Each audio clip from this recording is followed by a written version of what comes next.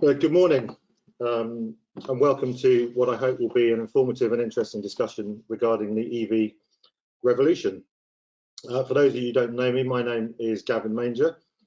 I have for my sins been involved in parking and transportation for over 30 years now, and I'm currently working as a solutions manager for ZatPark. ZatPark provide a range of software solutions to the parking industry, from processing through to permits, through to processing payments. I think the first thing I'd like to do is thank ZatPark and Landor Conferences for organising this webinar. We're very grateful for that ongoing support, especially in this time where face-to-face meetings are very few and far between.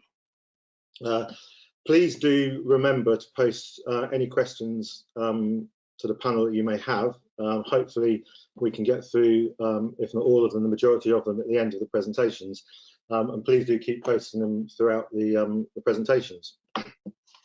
Today our panellists are Alastair from NCP, Craig Taylor from Cornwall Council, and Simon Kendrew from ENGIE. They will be discussing the measures that they are putting in place as they or their organisations prepare for the adoption of the EV revolution. With less than 10 years to go before you will no longer be able to buy a car with an internal combustion engine, and I have been informed this morning it's slightly longer for some hybrids, I personally am interested to understand if our country is ready for this. What are the organisations within the industry doing to prepare for what will be a revolution? It's the government plan to achieve a net zero carbon emission by 2050. Clearly for the car industry this is complicated, however it almost brings immense challenges for us as well. There will clearly be a massive rollout of infrastructure required for LA's private companies and suppliers. On a personal level, I would like to buy an electric vehicle. However, I have some very obvious concerns. Range anxiety, which everyone talks about. Infrastructure, very similar. Where can I charge on the way to where I'm going? And the cost, how much are these cars going to cost? On a professional level, I'd like to understand how we're going to charge for EV parking. How are the local authorities and private companies going to pay for it?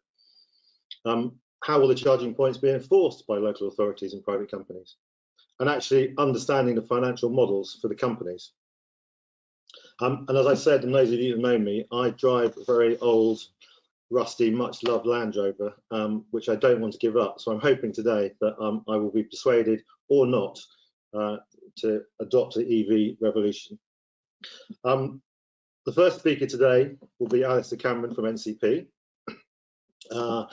Alastair is leading the national sales as well as the EV and partnership strategy across NCP and joined the company earlier this year following 17 years in the corporate travel industry, working across both Europe and Asia. His experience in bringing together large and small companies with a passion for sales and client management, employing a partnership approach to ensure mutual success.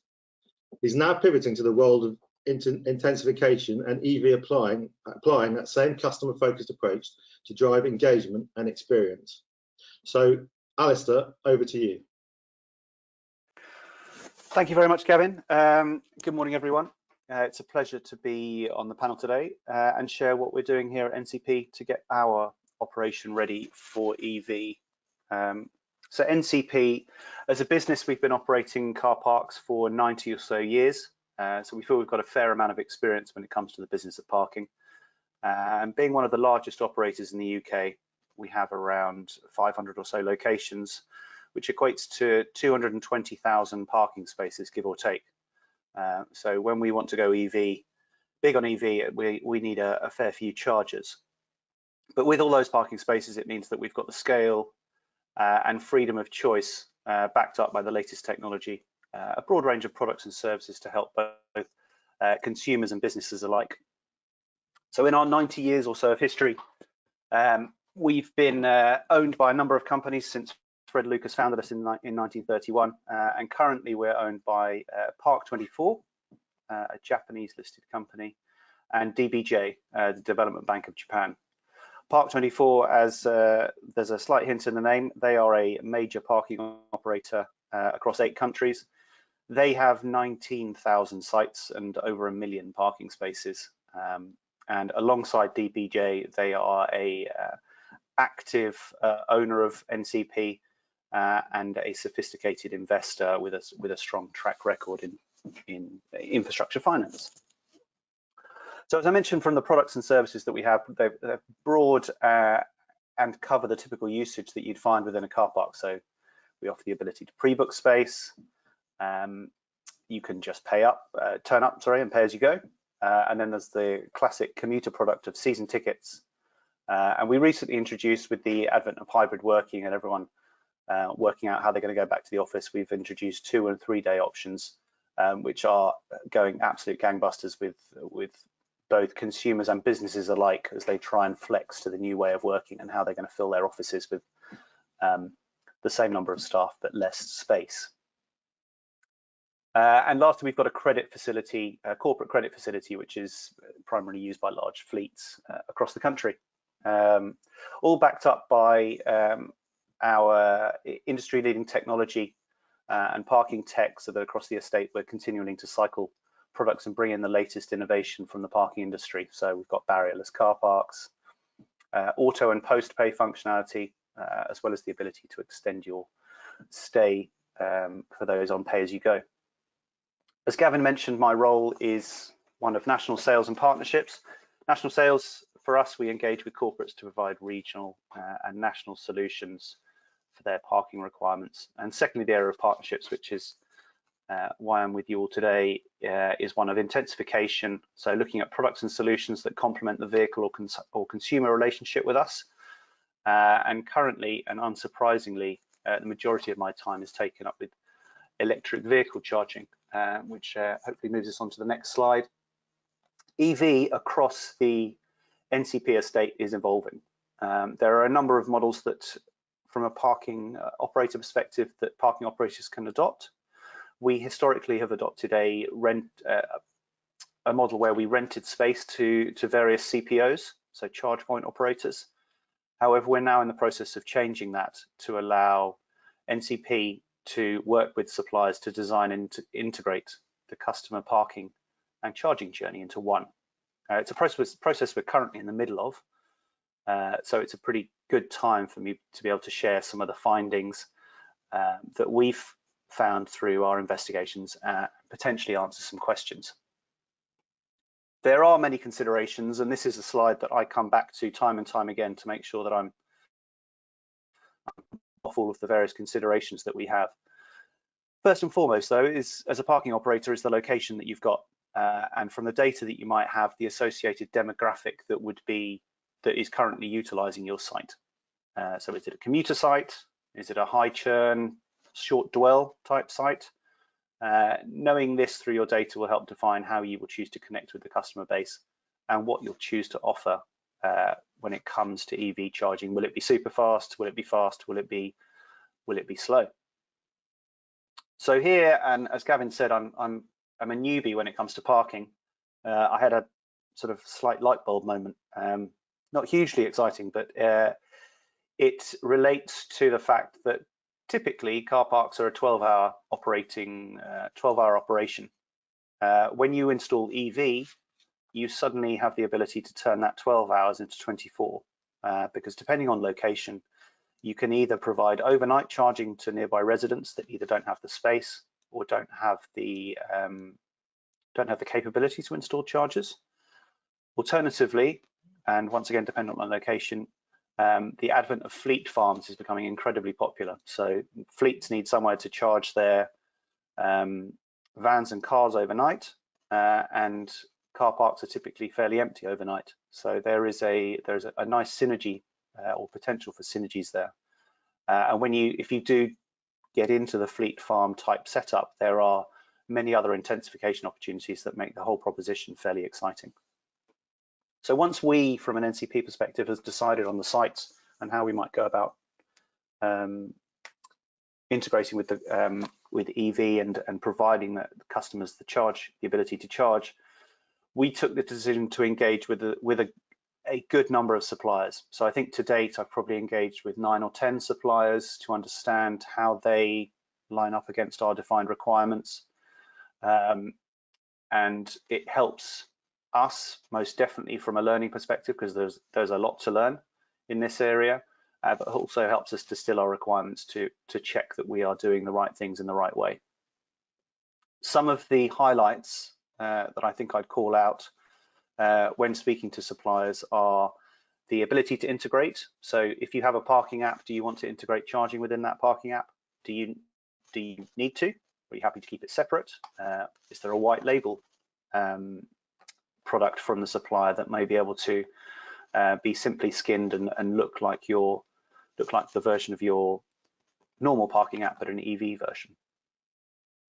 We then step into the world of interoperability, and here's where there are various standards and protocols which allow a parking operator to choose various suppliers of various CPOs and have aligned experience and aligned back offices. So the typical ones that I seem to come across at the moment relate to OCPP and OCPI, which relate to the charger itself and then the interface that sits behind it.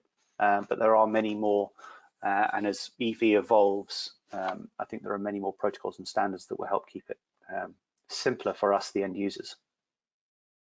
We then have how are you going to pay for the charging as an end user?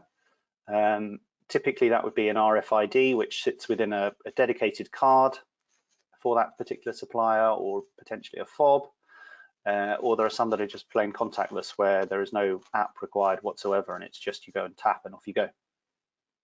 Which then leads neatly onto what you're going to charge and how they're going to pay for it. So the tariff board at a car park, as I've worked out in my last 4 months, can be fairly confusing and also fairly lengthy. So the question is, how do you want to price your kilowatt hours? So for example, if you have a commuter site, the majority of which you've got season ticket customers in there, do you want to offer free charging to season ticket customers for a flat fee? If it's more of a high churn site, do you want to have a pay-as-you-go product? If you do opt for the latter of a pay-as-you-go product at a high churn site, you need to find the challenging balance of how do you encourage people to move on once they've started charging, because you want to encourage the churn, but at the same time you want to offer charging. All of this, once you've sorted it out, will provide you with some very strong data and reporting, which at the end of the day can be some of the gold dust that we're all after, and to understand our customers more and to be able to offer them more aligned products and services. Otherwise, there are some other nuances to get involved with, the likes of load balancing. So for example, if you have 10 chargers and 10 people turn up, do you offer them equal kilowatt hours, or do you dedicate the first one to have the most use and then the last one has less, and it rotates as people leave? And the ability to reserve a charger, which is something we're heavily considering at the moment as part of a pre-book opportunity. So you know you're going from home to Milton Keynes, for example, you know where you want to park. I'd like to pre-book my charger, so that when you turn up, you know that you've got the opportunity to park and charge. So in the case of Gavin, if he gets batteries installed in his Land Rover and many others, you could allay that range anxiety fear, because you've got somewhere to park and charge when you get there. Obviously, once you've considered all of these, and as a parking operator, one of the most critical elements is it's actually getting power to site, because typically car parks don't consume that much power in standard day-to-day operations, but for EV, you will need to. So for us here at NCP, we've engaged with the CPOs we're working with, and they will engage with the DNOs, so the network distributors, to upgrade our capacity and cables. And here's where there is another slight nuance to how you might choose to operate your site, depending on where you sit in relation to a substation. Will depend on the amount of capex you need to set aside to get power to site. In the process of doing that, and in engaging with your CPO, there is the opportunity to talk batteries, and then there is obviously when you have a battery, there's the ability to store surplus from the grid, because the grid currently generates and will offload power where it can. So there's the ability for you to store power. For us, we're in the process of mapping out how we might take that one step further. and that is that's the use of through the use of solar panels. If you imagine from all of us on the call, and hopefully there are lots of attendees, we probably all have a fair amount of space across our estate from a parking perspective, and the ability for all of those that face the sun to generate power, store power, and then sell it back to the grid, support everyone's desire for net zero and additional energy generation. So that kind of sort of draws me to the end of my considerations. But as was mentioned earlier, whilst we're having a discussion before we kicked off, there are some other things that you do need to sort of consider and work out the answers to, which is, what do you do when someone is charging and they're full? You want to encourage them to move on. You want to encourage someone else to use that space. How do you go about doing that?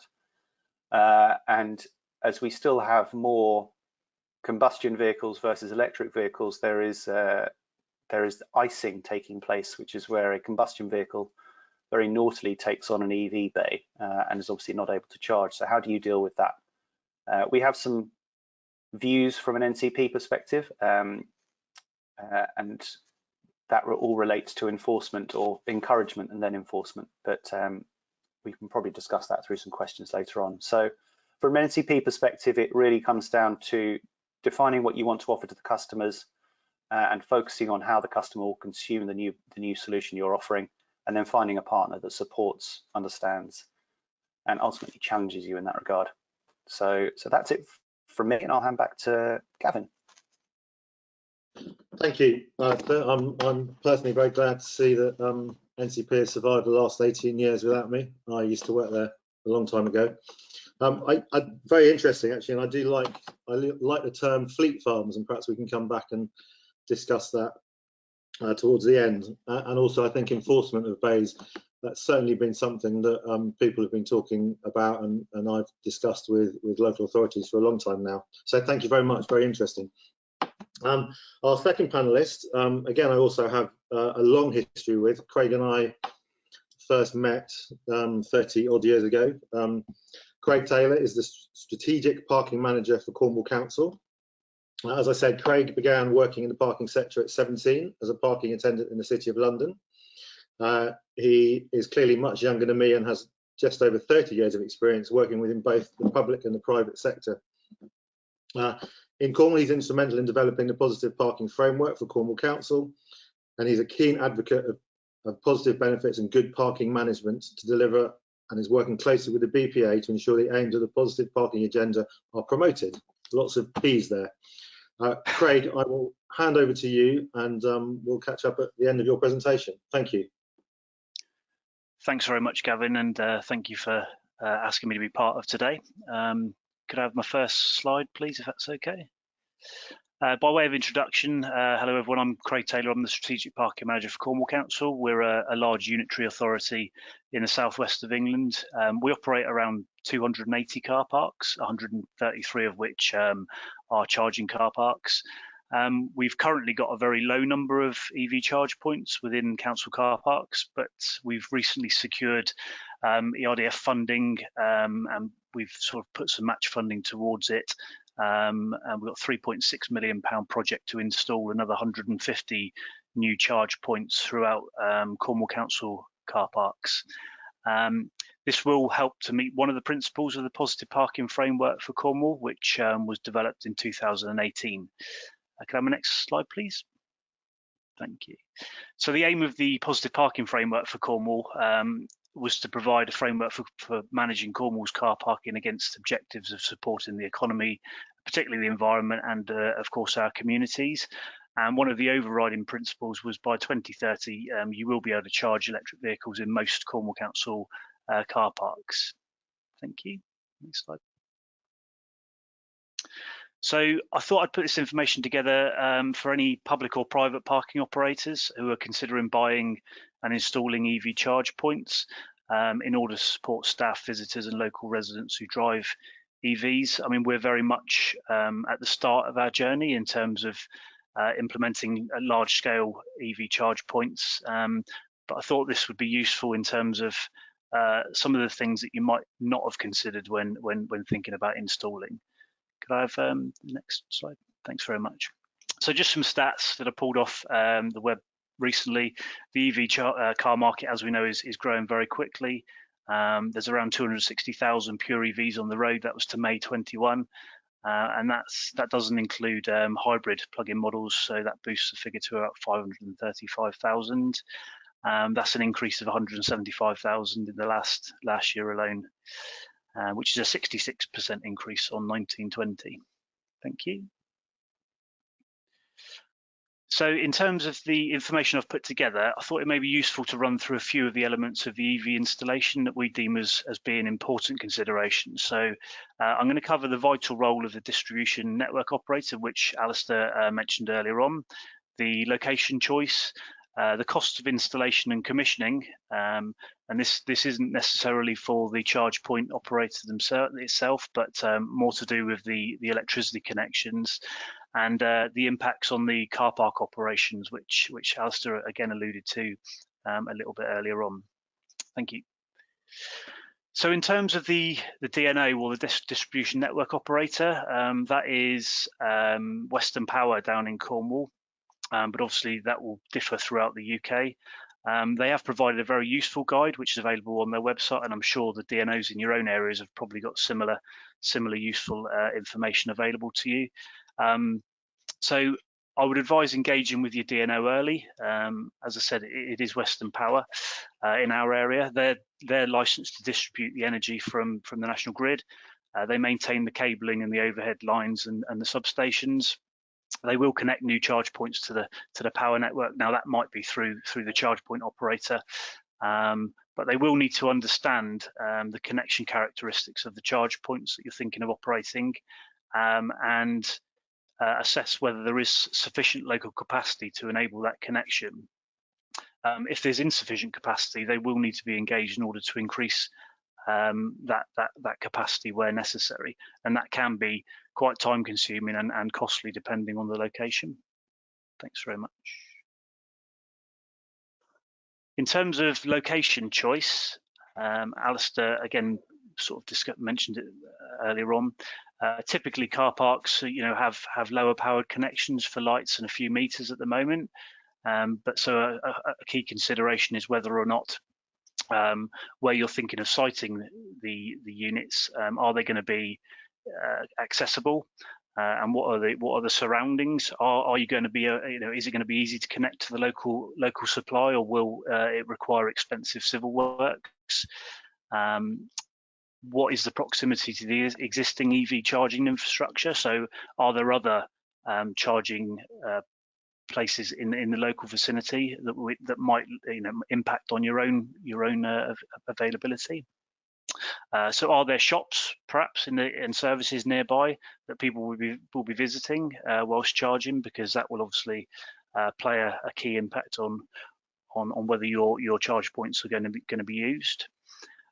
What's site accessibility like? So if you're thinking about charging or enabling adapted vehicles, for instance, to be able to access those sites, are they accessible? So are the car parking spaces accessible? Who will your potential users be? Will you be thinking about short-term customers who may be coming into town or nipping into town for half an hour to an hour, or are you thinking about providing charges for overnight stays, as Alastair alluded to, or long stay customers? And obviously, when is the charging infrastructure needed? So is it needed during the day or overnight, as was mentioned before? Thanks very much.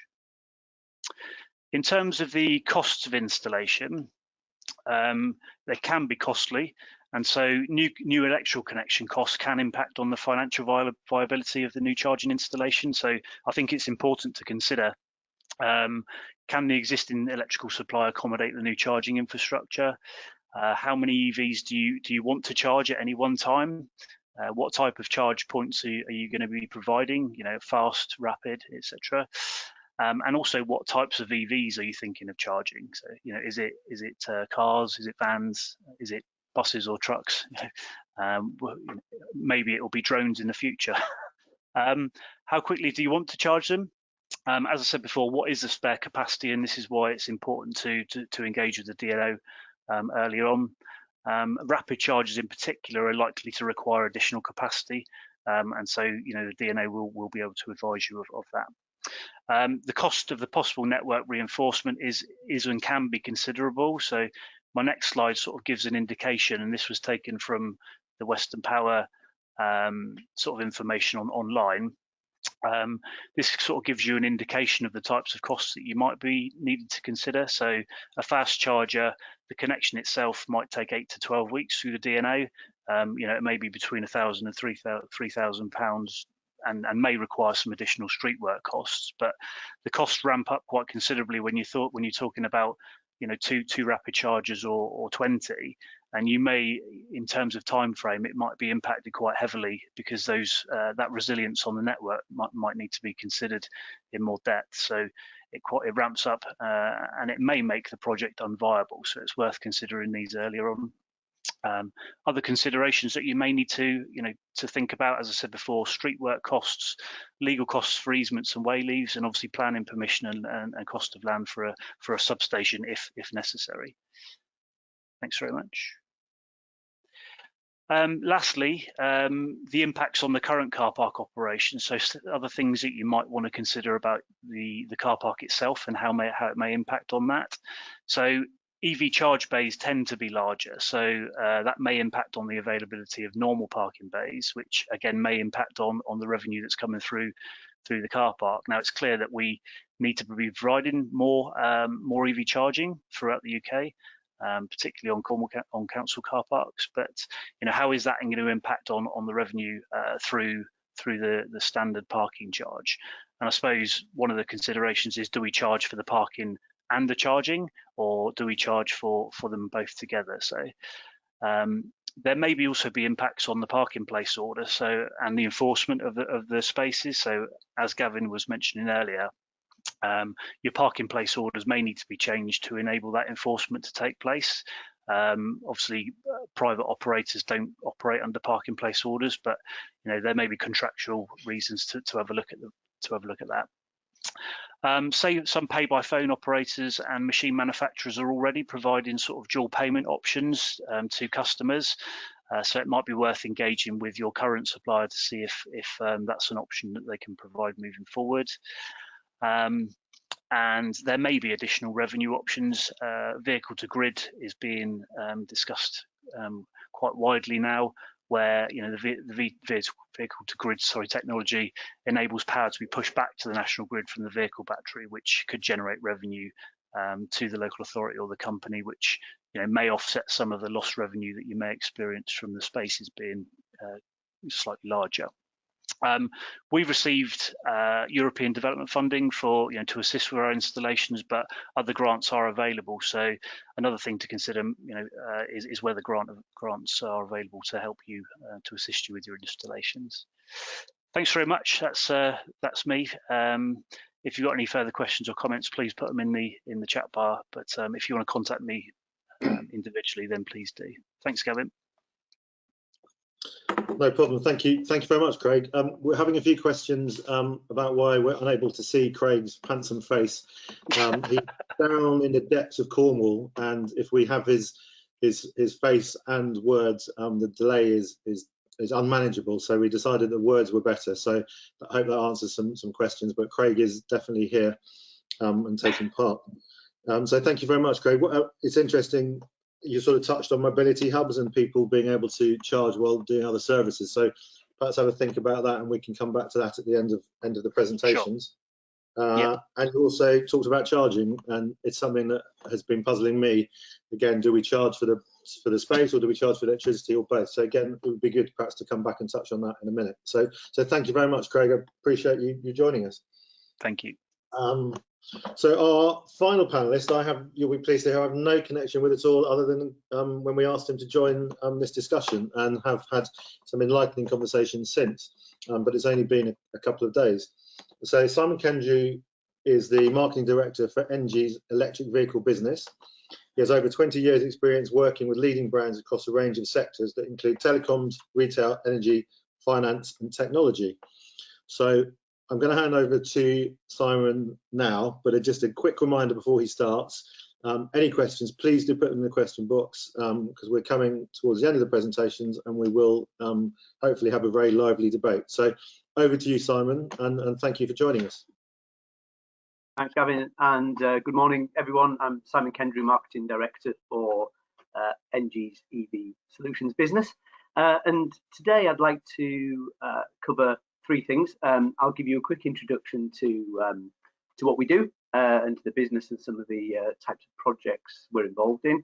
I'll then come on to pick up on some of the key trends that we're seeing as a network operator within this market, and hopefully that will help inform some of the thinking perhaps of yourselves, and then finally move on to some considerations that we see from the operator side. And positive thing actually is that there's definitely a synergy with some of the key themes from Alastair and Craig so far. So next slide, please. So just a couple of weeks ago, actually, we from an internal perspective, quite excitingly, we've launched within ENGIE a new operating entity that we've called EQUANS. It's not really out in the market yet. This is actually the first presentation I've done introducing this new operating division. But what EQUANS does is really pull together all of the service elements of what ENGIE operates. So ENGIE are a global energy and services business, and EQUANS is now the services arm of ENGIE. We operate across, as it says on the slide, a good number of countries with around 74,000 people globally. Within the UK, we're about 13,500 strong, and the electric vehicle and green mobility operations all sit within EQUANS. So thinking about what we do within this space, we've got two parts to the business. The first part is where we deliver third-party charging services, so to companies who want to transition their fleets or provide services within their offices or depots. We can install, spec, manage, deliver chargers that we would term sort of private chargers. That's for their use. We also operate at a public level the Genie Point network, which is a public charging network where we are investing in installing and growing that network. We've now got around 450 rapid chargers and a few hundred sort of slow-paced chargers within that business, and we support around about 100,000 individual EV drivers who have signed up to the Genie Point network, and all of this is delivered through 100% renewable electricity. And the real focus that we have within ENGIE is around supporting clients in making the transition to zero carbon. We talk around making zero carbon happen, and really, how we can enable that with our customers. Next slide, please. So we do work across a full range of sectors, and I think thinking about today and some of the topics, what's quite interesting are the type of projects that we're doing for these companies. So just as an example, the likes of NatWest and Ford, we're doing a lot of work installing chargers at their sites for their transitions of fleets and for their employees. So that's much more the sort of private network side. And then when we get out into the public network, this is where we tend to work with retailers, leisure providers, also local authorities, and essentially people who have access to land. And with the likes of Morrison's, with Whitbread, we're installing assets on their land, and we put in place then a commercial agreement. So this is where ENGIE are actually funding the installation of these sites. It links into some of the pieces that Alastair and Craig touched on. So we, as the CPO, will actually take the commercial risk. We'll agree access to land on typically a long-term lease, and then there will be a lease and revenue share agreement that gives our customers the ability to both deliver new services for their customers. So in the space of a retailer or for a local authority, helping with their sort of local climate and sustainability targets, and also opening up sort of new revenue streams for those customers. Next slide, please.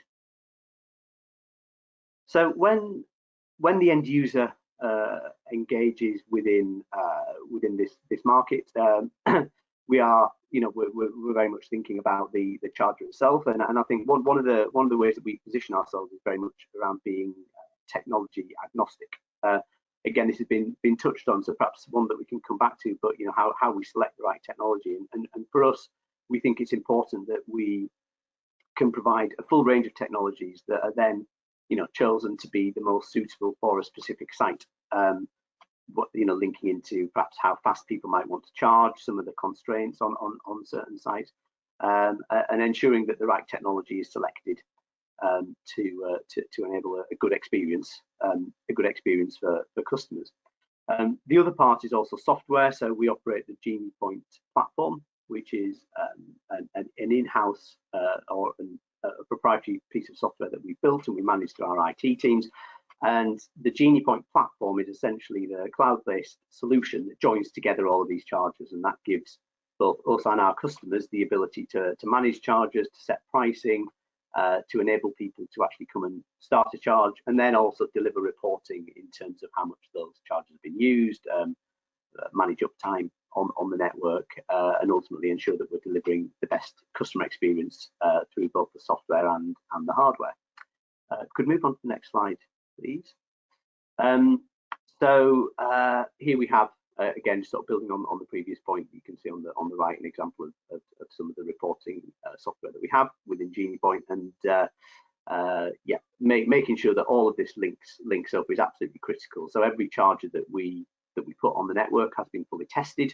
So we have a rigorous process whereby it will become, as we term it, Genie certified before any charger will go live, and that just ensures that the charger and the software can talk to each other and enable that experience to be delivered to the customers. We could move on to the next slide. So what I thought might be useful and may spark some thoughts and questions for later is to think about some of the trends we're seeing.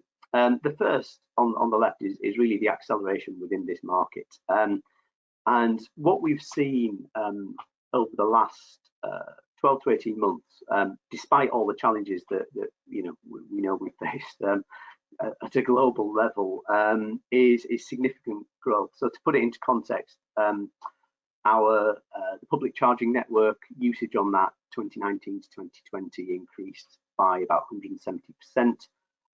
Even more marked on the private networks, which are predominantly looking after fleets of vehicles and sort of business drivers on their site.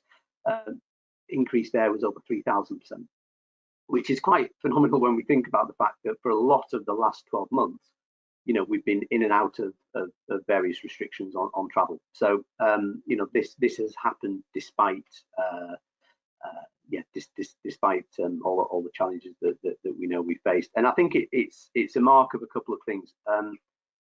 Linking into some of the stats that Craig had around the increase in car sales, we're seeing that continue to accelerate. Moving from, as Craig said, just over 500,000 EVs, of which just over half of them are pure battery.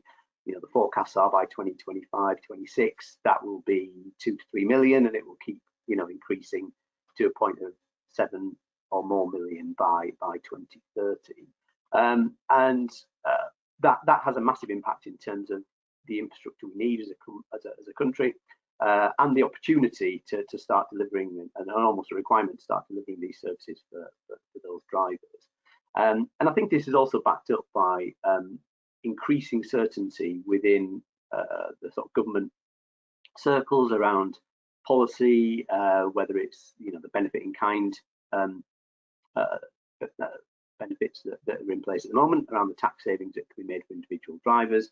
Some of the grants that are available are for both cars and for installing infrastructure as a business, and the increased talk of the 2030 and 2035 mandates on tailpipe emissions, and all of this is coming together to increase certainty and further accelerate growth within the market, which I think is very positive from an EV and broader environmental perspective.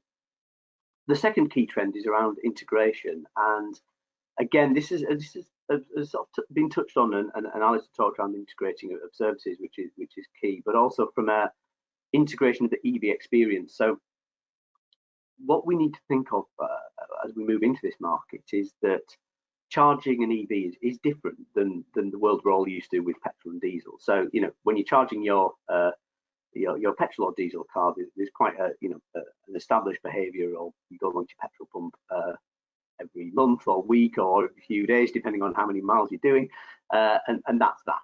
It's pretty straightforward.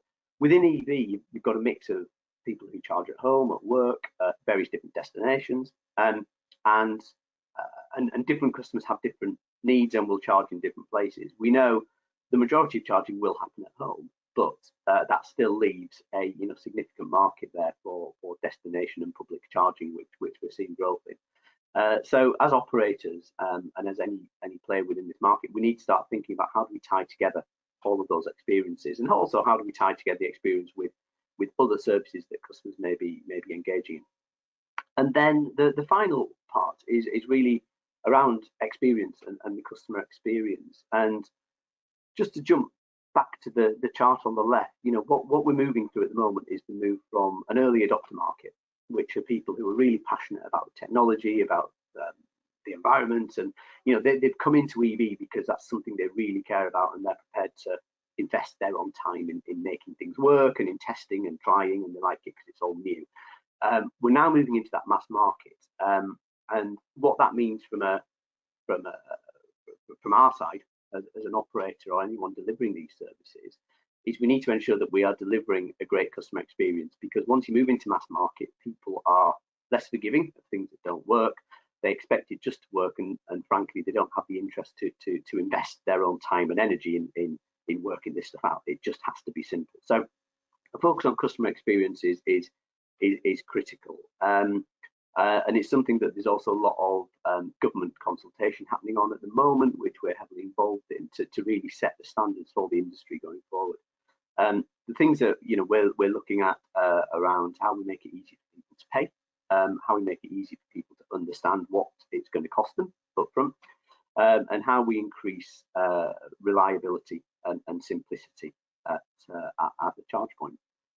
So if we could just move on to the next slide, please, and then finally, I've sort of captured some consideration. I think quite positively, a lot of this lines up with what Alastair and Craig have already touched on. But these are the key themes that we see coming out when we're working with customers who are thinking of installing assets, whether it's for their own use or for their customer or public use. So the first is the commercial model. So thinking about actually how do you want this to work, and again, we work with customers in different ways. At one end, where the customer will pay up front, they will take the capital investment, the capital risk, and have full control over those charges. The other extreme, we as ENGIE are investing heavily in this market, and we, as I touched on, we'll do deals with people who have access to land and to good sites where there'll be a lease and revenue share agreement, but we are taking all of that capital risk and investment up front. So thinking about what model is right for you as a business, where you are on that journey, and having that looking at those different options is critical. The second area is around location. So depending on where the charges are, will have a massive impact on how much they are used, and utilization is absolutely critical if you're looking for payback and generating a benefit from those investments. So thinking about how do we get it in a place where there is need and where people use it. How do you link it into other service offers? So is it a car park or a location in the middle of nowhere where if you're charging there for an hour or so, what else can people do? Or actually, are there retail facilities, leisure facilities close by, and how can you tie those offers together? Again, some of these things have been touched on already.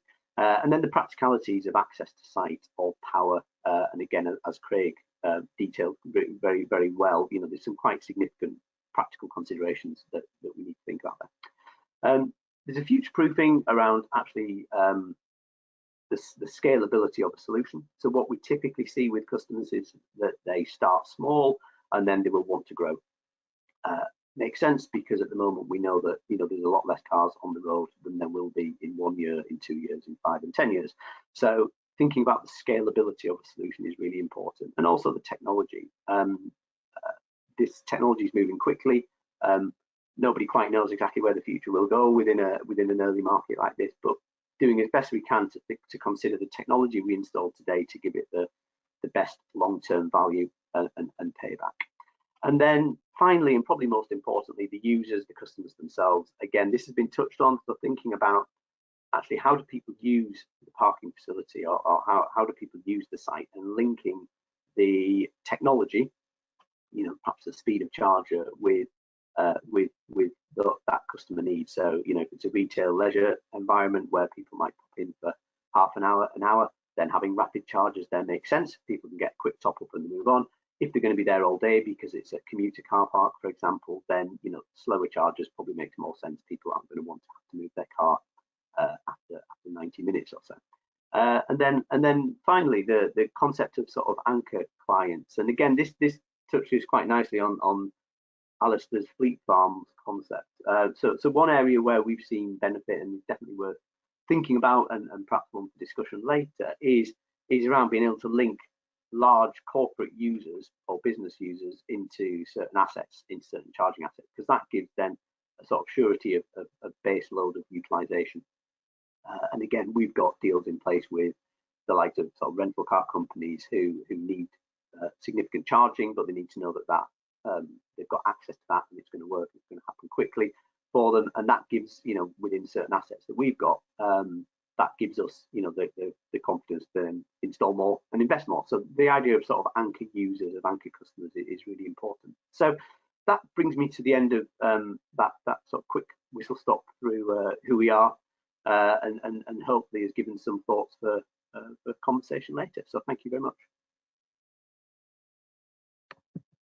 Brilliant, thank you very much, Simon. Yeah, for me, very surprised about the take-up during COVID, and how the infrastructure has showed significant growth.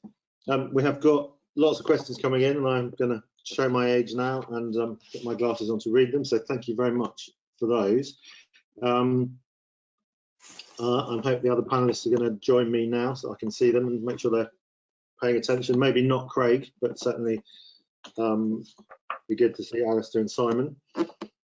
Perhaps one that's come in, which is a theme, and from John Smith, maybe not his real name, but he's asking quite rightly about enforcement of EV spaces, and I think both Alastair and Craig touched on that. Craig, perhaps we could start with you. How do you see enforcing? And I think Simon called it icing. Is that correct? But yeah. Craig, how do you see enforcement of these bays, and perhaps misuse? So the non-electric vehicle parking in charging bays. I mean, in a council car park, the parking place order restrictions would enable us to enforce if somebody wasn't charging their vehicle, during the time. I can't really speak for contracted car parks, but I'm sure Alastair can pick that up in a minute. But there's also the option, which I think some charge point operators, they will charge a levy if somebody's sat there not charging as well, I think, over the time. So again, Simon might be able to pick up on that more than me. I think from our perspective, and icing, it's a contentious subject, because we want to encourage charging, but we also want to encourage good behaviour. So we have the ability to put in place, for example, some CCTV, some ANPR, to be able to assess who is accessing the bays, and are they using them appropriately. So the most restrictive approach, or the most enforceable approach, would be going down the route of a PCN. I'd like to hope that as we roll out more EV across the estate, we adopt more of we encourage people to take the right approach. But you then have, from a parking perspective, if someone enters the car park, they don't have an electric car, the only spaces left are electric or EV charging bays. what do you do? So the permutations and opportunities to fall over are fairly high, but ones that we're working through at the moment. But I think that it will eventually come down to potentially, as Craig alluded to, you change the price point when someone is full or they're not using the bay appropriately, and if they don't have the correct vehicle to enter the bay, then perhaps you go down the route of a PCN. Yeah, from an operator perspective, as ourselves, we tend to work closely with our partners, so whoever the sort of site owner is, to look to enforce as best as possible. I think picking up on Craig's point, we do have within Genie Point what we call an overstay fee. So if a customer has charged their car, we've got a 90-minute limit on those sites, and we have the ability then to charge them overstay fees if they don't move after that. Clearly, if it's a car that doesn't charge at all and it just turns up we don't have any sort of relationship with it, and quite interestingly, we had to review overstay fees within London, because there were certain parts of central London where it was cheaper to just park your car and then leave it there than it would be to pay for parking. So that was one particular one we had to work with our partner there to put in place a suitable solution. But icing is definitely it's an issue for the operator or for anyone who's investing, because as long as the car's parked there and not charging, that is stopping you being able to generate revenue from that site. Great, thank you, Simon. Thank you, the rest of the panel. Perhaps, Simon, one for you. A theme that's coming through is with the rapid increase in EV points and EV charging, is the national grid going to be able to cope with all this? Yeah, that's a good question. I think there are costs involved with grid upgrades, and I think on a site-by-site basis. Again, Craig had some really good detail on his slide around the realities of some of those costs. So we do see from a feasibility perspective currently that there are sites that become non-economic purely due to grid connection. On a broader point, we see EVs as forming part of the broader sort of energy transition that is happening both in the UK and globally. So what we believe will happen and will continue to happen as we're seeing with the increased use of renewables, but also the increased use of sort of energy management technologies. So whether that is the installation of batteries, of solar and sort of local generation close to the point of use, and whether it's technologies like vehicle to grid, where the cars themselves actually become part of an energy management solution. We believe that cars can actually play a part in helping better manage energy usage. So one of the big challenges on the grid at the moment is that there will be overgeneration at certain times when it's, for example, when it's sunny and windy, people aren't necessarily using a lot of energy. Too much energy is created. If you can store that energy and then use it at a time when the energy is needed, you can, without creating more energy overall, you just better manage energy in the system. So we believe that the cars can form a part of that mix, and they're part of the technologies that within ENGIE, through our renewables team and technology teams, we're developing solutions to help solve some of those issues.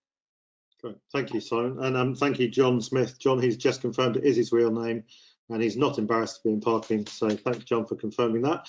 Perhaps one for Alastair.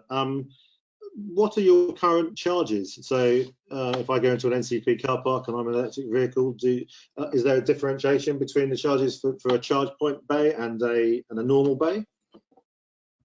So great question. The simple answer is yes.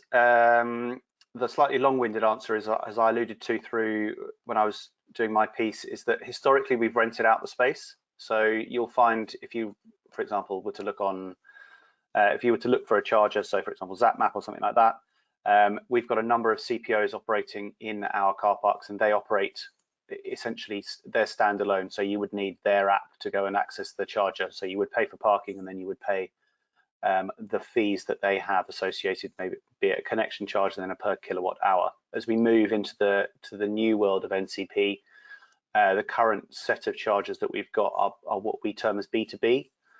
So they're exclusively for essentially season ticket customers, where we provide them with an RFID fob to access them. As we move into a business to consumer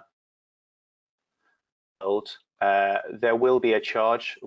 To be perfectly honest, we're working out what that will be and how we will articulate that, because we're conscious that tariff boards are quite complicated in themselves. So if you go and then add EV on top of that, you may just cause unnecessary complications, when what we're essentially looking to do is simplify the journey for the customer to make it easier for them to use. I think absolutely the last thing we want is more confusing signage, I think, on street or in car parks. But and Craig, do you have examples of how you're currently charging down in Cornwall? Very much the same as Alastair alluded to, in terms of a charge for the charge point, and but we also charge for pay and display at the moment in the car park, as well as the charge point cost. Whether we'll continue to do that moving forward, I'm not sure, but yeah, it's part of our future policy setting, I guess. Okay. Thank you. Simon, perhaps one for you. It's a slightly technical one, so I'm hoping you might be able to answer it. David Coates has asked, is there any information that confirms the percentage of battery's lifespan that is shortened by the use of a rapid charger? So I think he is asking, does rapid charging diminish a battery's lifespan? That's a very good question. If I'm absolutely honest, it's probably not one I can answer with credibility. I've got to be open on that. It's not something that we've been made aware of, or we've had sort of specific concerns about. You know, we see rapid charging as well, it is a sort of critical part of the sort of charging infrastructure, and enables certain drivers, particularly those doing higher mileage, to be able to get the power they need when they need it, and continue on the journey. But yeah, in fairness to the question, I couldn't answer it with any sort of technical confidence. That's absolutely fine. Neither could I, so I thought I'd throw it at you and see what happens. Some more interesting questions coming along. Martin Gubby, nice to see you're still alive, Martin. Haven't seen you for a long time. Martin asks about pre-booking and the sort of customer experience. So if you're going along a motorway and you've pre-booked a space, how does one ensure that it's available when you get there? So I guess this is probably one for Alastair and Simon maybe. It's not about enforcement as such, but how does one guarantee a pre-book and then stop the range anxiety? And I certainly think I would have anxiety having pre-booked, and I would be driving on the M4 panicking that some other person had parked in my pre-booked space. So maybe this is a PR question as opposed to an operational question, but Simon, as a provider of these hubs, how do you feel about that? Yeah, it's another very good question, and I was interested to hear actually Alastair's thoughts on that as well earlier on, which I thought was very useful. It's an area we're looking at the moment. So we have, probably unsurprisingly, with a number of partners, we're having these conversations. And from a technical perspective, it's relatively straightforward to do. So we could launch a booking capability on the platform that enables the driver to reserve a charger. The bit that we are working through, and in truth we don't have any clear answers, so it'd be good discussion on this one, is some of the practical considerations. So what happens if somebody doesn't turn up? What happens if you turn up and somebody's already there? If someone's there, do you need to then notify them that their charge is going to come to an end, and does it then stop automatically when somebody turns up? But then if they're having a coffee, and you get into all of the practical, particularly within the public space. So I think depending on the location, we believe that pre-booking within a corporate environment is something we do already. We offer that. So if you're a corporate car park, you can pre-book, and we can manage that, because that's kind of governable. In the public environment, it links back. It's back into the enforcement question, or part of it is back into that enforcement consideration. So something we're working through, and yeah, more than happy to engage in a conversation on it, because we certainly don't know all the answers yet to how we'll most effectively deliver it. Well, as I say, perhaps we have maybe Harrison's on the line from YPS. He might be able to tell us. He's an expert in pre-booking spaces. But if anyone else does have the answers to that, please do paste it in the question box. Another question is coming from Manny. Again, nice to hear from you, Manny, after a long time. Manny asks, how do we make or ensure people use the right charger? So they're using a rapid charger when they're there for a short period of time, and obviously the longer charging for a longer period of time. Again, I think a lot of these are almost sort of enforcement questions. So maybe Craig, this is something that you could pick up on. I'm not sure I could, to be honest, but I mean, I suppose the connection, I suppose the connection to the vehicle could be distinguished in some way. It's interesting, the point about ensuring that there's spaces available. I mean, I'm sure you'd probably have to build some resilience, wouldn't you, into your infrastructure to ensure there was additional capacity available to people if they were going to pre-book spaces. But I suppose it's just making sure that the signage is clear and the information on the machinery is clear in terms of the type of machine that they're actually, or the charge point they're actually connecting to, I guess. Okay, thank you. And unsurprisingly, a long question from Nigel Willis. Nigel says he drives an EV. One of his main issues with public charging is the ability to pay. And again, there's one or two questions coming in about this. So different apps, different payment methods, etc. And he also goes on to say, quite rightly, that one of the main issues is ability to pay. Each has its own app and very few are contactless. Added to the lack of maintenance, maybe Simon, this might be one for you, and it can be a bad experience. And obviously, he says this goes on to not really encouraging the general public to buy into the changing vehicles to EVs, clearly myself included. So is there a maintenance schedule you have with your partners, your landowners, Simon? Yeah, absolutely. So I think, again, another really critical area, and as I alluded to when I was talking earlier, the government is also consulting very heavily with the industry on this at the moment. And I think there's probably a few key things. So I think within the industry, we recognise, or certainly within Genie Point, and I can't speak for everyone, but from our side, we recognise that we need to keep getting better. I think there's realities of how early this technology is and the market is, that some of what's been done, even if you go back a few years, the progress that has been made in terms of hardware and quality and reliability is marked, and that will keep happening. So it's getting better, and it's something that we are absolutely focused on. So a few to pick up on the specific points. Maintenance, yes. So we have an annual maintenance cycle on all of our chargers, and we also have live connectivity through the Genie Point platform to all chargers, so we can see what's online and what isn't. So proactive maintenance is a key part of what we do to try and manage that. There's a grey area on maintenance that we've learned from experience, whereby there are sites that we don't necessarily own. A customer owns it, but then don't necessarily maintain it.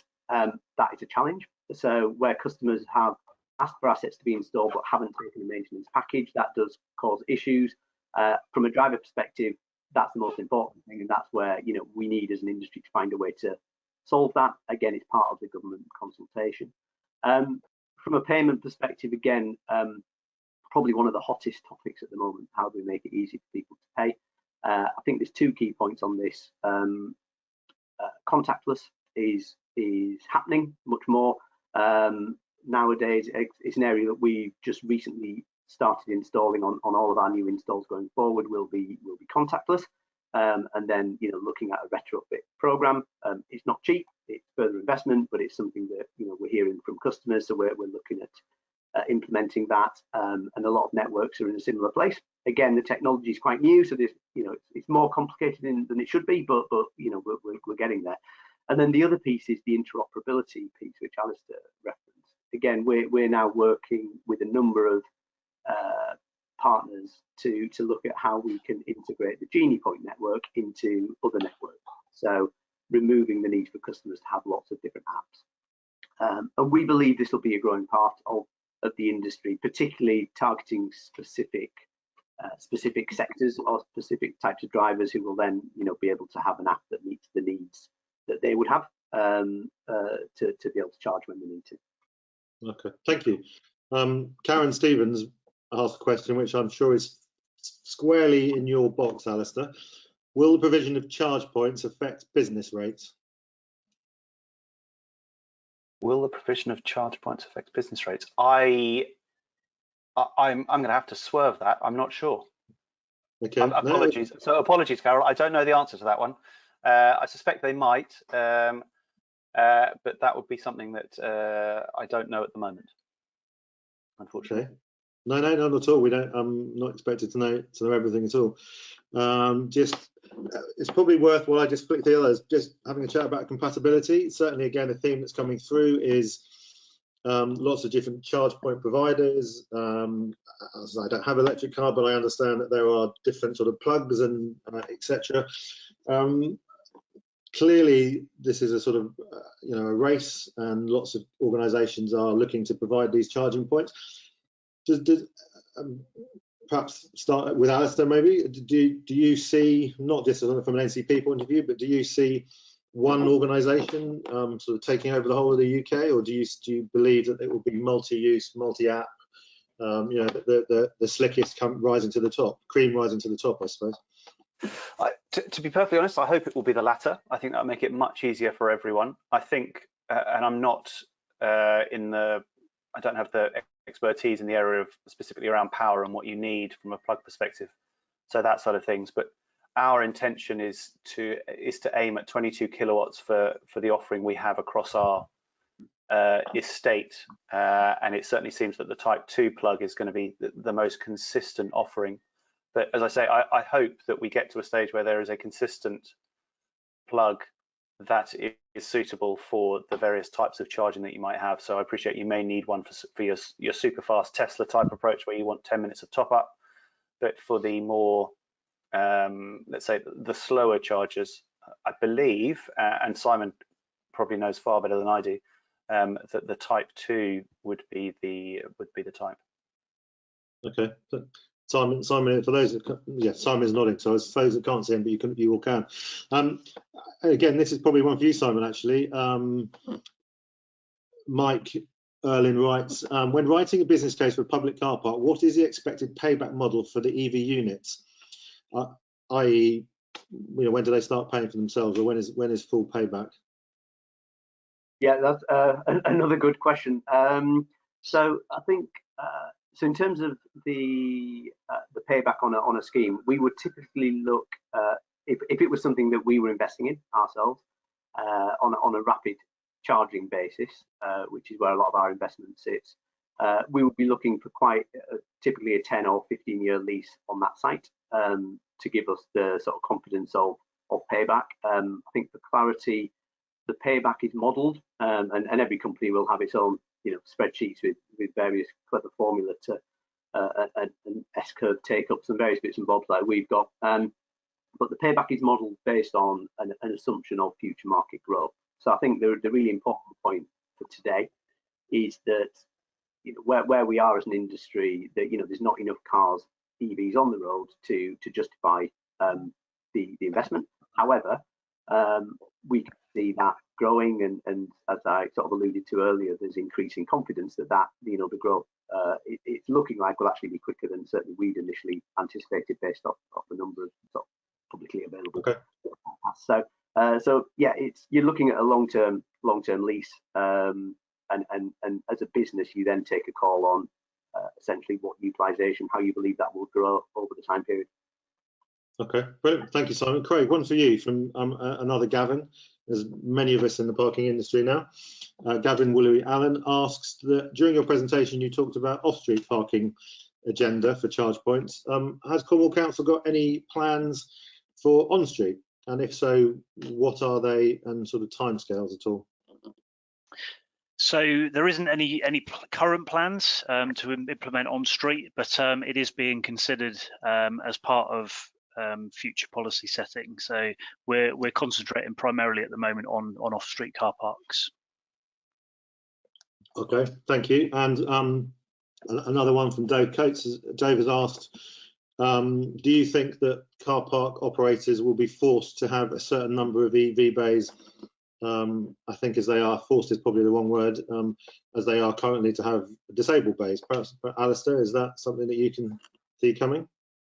I can see it coming, very much so, but I think if it does, then there needs to be, let's say, some support around how we get the the juice to the car park, because if we're encouraged, for example, as I think new builds are something like 10% is a number I've been told, then we obviously need to be able to provide, you know, if we've got 1,000 space multi-story, you know, juice for 100 chargers if 100 people turn up is going to dim the lights somewhere, unless we've got the right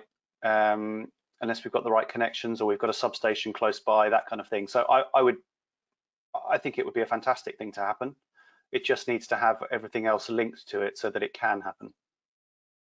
Okay, thank you. Can I just ask Susan Nichols, I've got your question, I don't quite understand it. Perhaps if you've got seconds, you could just resubmit it so I can ask the panel.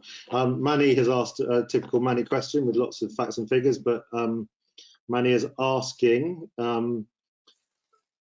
according to the Society of Motor Manufacturers and Traders, 1.7 million public chargers will be needed by 2030 and 2.8 million by 2035. These targets will require the installation of 507 chargers every day over the next 15 years. Is this feasible? I can see Simon rubbing his hands together already. But Simon, is it? And actually, I had heard these figures over the last couple of days, and it does seem, you know, a real stretch for the UK. What's your feeling on that? Yeah, it's a good one. So interestingly, we're as with a lot of companies, I'm sure we're doing a lot of business planning at the moment, looking to the future, and the view of how many chargers will be required is one that there's some wildly differing views. So I think I know the SMMT number that was quoted, and that was actually used within a government report recently, alongside some other alternative views, I think from the Climate Change Committee, who were suggesting a figure significantly smaller than that. So I think, I mean, our view would be that that's probably on the toppy side, if I'm honest. You know, there's evidently significant growth within the market. I think it comes back to, from a customer behaviour perspective, where will people charge? And you know, I think what the evidence at the moment is that home charging, workplace charging and public all have a role to play, but a lot of charging activity will happen at home. There's clearly an issue where people don't have driveways, so you know, and that's where you get into some bigger volumes, I believe, on sort of street parking, and already there is, you know, I think something like 30,000 or more public chargers in the UK, you know, a lot of which are low powered street parking and in various locations. So I think there will be growth. I would, my gut feel, I might be proved wrong, and maybe we meet up again in 10 years and see whether I was right or wrong. But I think my gut feeling that number is quite optimistic, or on the high side. I think there is a requirement for more public charging significantly, but perhaps, you know, not to those sorts of numbers. If it is those sorts of numbers, I think we'd have a big problem. I'm hoping I'm hoping in 10 years' time I've done my time in parking, Simon. But you can call me on the beach somewhere. It's perhaps one for the whole panel. And again, I'm not sure that we will know the answer off the top of our head, but certainly, Rachel, we could probably contact you after. Rachel asked, what are the best grants or funds for car park implementation? I presume she's obviously talking about implementation of electric charging points within the car parks. Craig, is that something that you would know? I alluded to it in terms of Cornwall earlier on in my presentation. So we've received European development funding for a large proportion of the funding that we got, but we also had to match fund, you know, a proportion of that. So it's also whether or not the local authority is able to match fund to some degree to you know, receive that grant funding. I think there are smaller grants available for individual charge points, but that would be more at a local sort of residential level, I guess, for individual charges. Okay, and Simon, we talked earlier this morning about some grants and fundings. What's your opinion on this? Do you have any specifics in mind, or is that something we need to come back to share with the listeners later? So as Craig alluded to, yeah, there's home charging grants and business charging for installing assets at a business. Similar to what Craig was saying, we have experience working with OLED funding.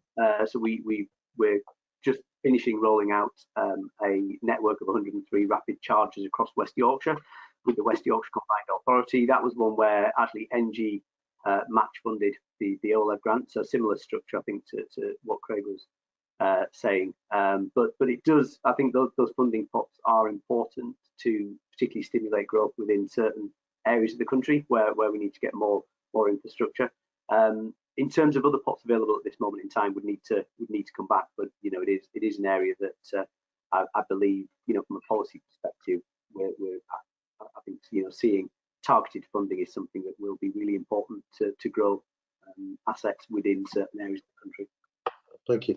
And I think I've kept Mark Moran waiting long enough. I can feel him kind of getting jumpy from here. So we'll ask one of his questions. Mark asked, is the future of major car parks mobility hubs? And it's a phrase I've heard a lot over certainly the last 5 years, maybe even 10, where electric car hire, bike share, access to trains, scooters, parcels, car washing, bike repair.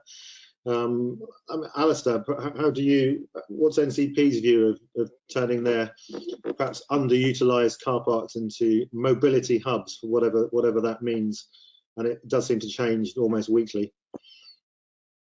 So it definitely changes almost weekly. It sits happily squarely in my lap from an intensification perspective, and everything that is associated with mobility hubs, from, as you say, lockers, electric car hire, scooters, dark kitchens, dark supermarkets, a weird and wonderful array of bits and pieces that you can stick into a car park.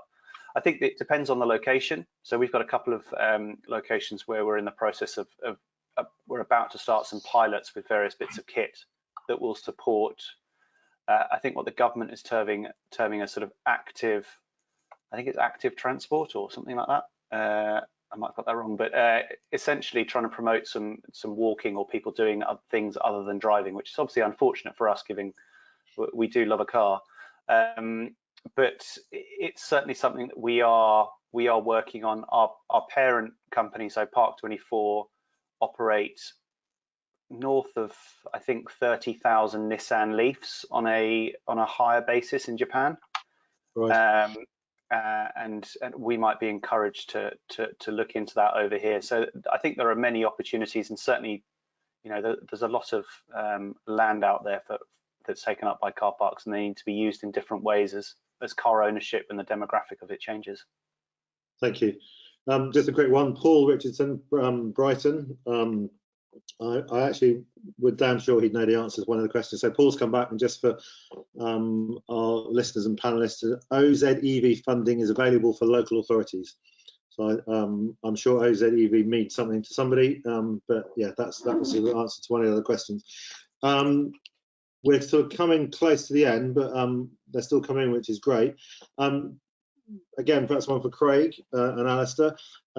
Richard Mallett has asked about the size of bays, and I think it's in relation to having the charging points and the leads, all over the place. And certainly, I have had my car dented in many a car park. I won't single out NCP as the sole culprit, but are bays going to get bigger, smaller, stay the same size? I think they tend to already be bigger to accommodate the leads, etc., that needs to trail around the vehicles, as you've mentioned before. But I think it would be nice if the vehicles were able to standardise the actual charge, the plug-in point on the vehicle, because it would help not have to do that. And obviously there is a direct impact on other car users and the availability of space through providing more EV bays, which has a detrimental impact on traffic management potentially, because you've got to lose space to provide EV space at the moment. That's the impact, the wider impact on traffic management to the wider public, unfortunately. Okay. I would agree from our side. Yeah, no, I'd agree from our side. I mean, so standard bays have got bigger, and there is certainly an appetite, because EV, as Simon has talked to so aptly, EV charging is still very much in its infancy, and it's gathering so much pace that when you see a selection of EV bays in a car park, it's coloured blue, it's coloured green or yellow, it's themed in sort of a destination. You've arrived somewhere where something special is going to happen, so that there is space created around it. But to Craig's point, it would be wonderful if all the if all the plugs came out of the same place on a car, then you could you know what you were building towards. But also some of the size of these new EVs that are coming out are increasingly bigger. So I think it's something we need to look at. But any increase in space has knock-on effects for other commercial aspects of the business. So it's a balance we need to try and strike. Obviously, yeah, thank you. Both Mike and Adrian have asked Simon a direct question to you. What is the expected utilisation, or what is your experience of the expected utilisation of a charge point? So per week, per day, 12 hours a day, 24 hours a day? That would be nice. At the minute, it's very small, if I'm honest. So, across the industry, if you took a figure of around about 2 charges per day, or as an average, is roughly where 2 charges a day. Yeah. So if you do the maths on that, that's why, back into that business case conversation, we're looking at future utilisation as where the payback comes. We're obviously seeing, or we are forecasting that to increase significantly in the coming years, and it's directly linked to forecast growth in cars. So yeah, there are already chargers doing significantly more than that in certain areas.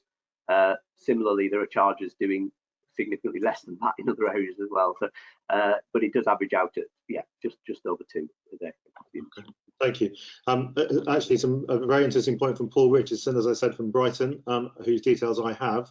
Paul has actually said we've installed over 250 chargers over the last 18 months.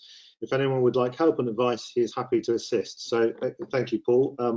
I have his contact details, as I'm sure Landor will do too. So please do get in contact with me if you'd like them. We'll give Manny one more question as we just reach the end. Can private parking operators, obviously, Alastair, this is one for you, make a reasonable level of profit with EV charging during the next 5 years of transition? Shall I read that again? What do you... No. I think yes is a simple answer.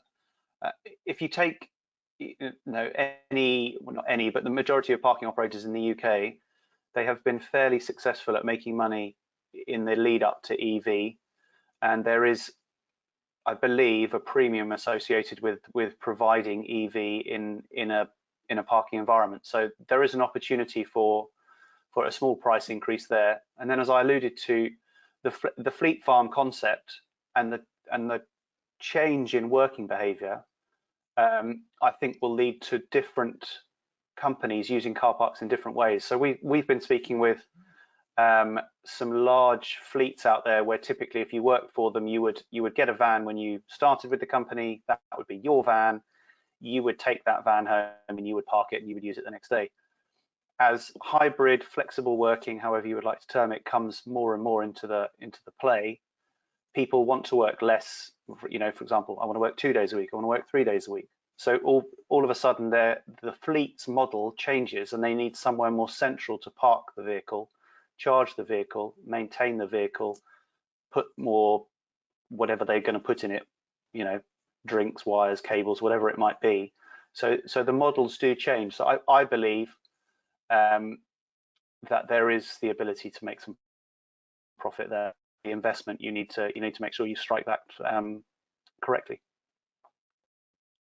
Great. We are rapidly coming up to the last couple of minutes. Again, Suzanne Nichols, I would love to ask your question. I just want to make sure I understand it. It's more about parking charges in conservation areas. So if you are still with us, just a slight explanation would help me ask the panel their opinion. Just a couple more. I guess this is one that bothers me. I used to think that charging in cities rural areas would be an issue. Cables across driveways, etc., or for those who don't have driveways. But actually, it seems to me that if you're in central London or Croydon, charging your vehicle when you live in a large block of flats will be difficult. I love the term fleet farms, Alastair. I don't know whether that was you or one of your marketing guys came up with that, but I think it's a fantastic term. How does the panel see charging 200 vehicles for a block of flats in central Croydon. What's the answer there? Perhaps Simon, and we are rapidly running out of time, so sort of 1 minute max on how do you see that working? Yes, I think there's two areas. One would be charging hubs, which could link into that sort of fleet farm concept. The other area is on street, which does cause issue. There's areas to think about there in terms of sort of street furniture and clutter, etc. So I think there's solutions, probably not a clear route yet, but different solutions for different locations. I'd propose. Thank you, Alastair. 30 seconds. I would agree with Simon. I don't see there's any concern with the fleet farm approach. I think if you get the charging capacity right and everyone understands what they're going to get overnight, then it is a very viable concept. Cool. And Craig, this is the last question, and it will be for you. And I'm very grateful that Susan came back to us. EVCs are street clutter. Should they be allowed in conservation areas? Obviously, you live in a very beautiful part of the world. Are you going to be sticking boxes up in the car parks by the beaches? I think, as I alluded to earlier, one of the reasons why there isn't probably a proliferation of EV chargers on street is because of our environment and the impact that they have. I think we are going to have to see EV charging units installed in car parks, be them rural, seaside, because that is what the public are requesting essentially. So yeah, I think we will see them in those locations, perhaps not so much on street, where in conservation areas, perhaps where it's going to cause an issue. Cool. Well, guys, we're coming to the end. Just a couple of points. Carl, an old mate of mine, has said, emailed in to say that his company has created camera linked EV charge points to enforce non-use or non-payment, etc. If anyone needs help, so a quick plug there for Carl, which I'm not sure I'm allowed to do. So I think it just remains for me to thank everybody for their time. It's been incredibly useful for me. I am probably halfway to converting to getting rid of the old landy outside, but it may take a longer discussion with Alastair, Craig and Simon over a few beers to finally get rid of it. So it just remains for me to say thank you to Alastair, thank you to Craig, and thank you to Simon. I am obliged to thank the sponsors again. So that's Landor and obviously the company I work for, ZatPark. If anyone would like contact details for myself and ZatPark, and obviously Alastair, Craig and Simon, please do get in touch. And I believe that a recording of this will be sent out to all those that registered and will be available through Landor Links as well. So gentlemen, very useful, very informative, very nice to connect with you all, and hopefully next year, well, hopefully next month we'll be able to get together and have a face-to-face discussions and handshakes and relatively back to normal. So again, thank you to ZatPark, thank you to Landor, thank you to the participants, and hopefully we'll catch up soon.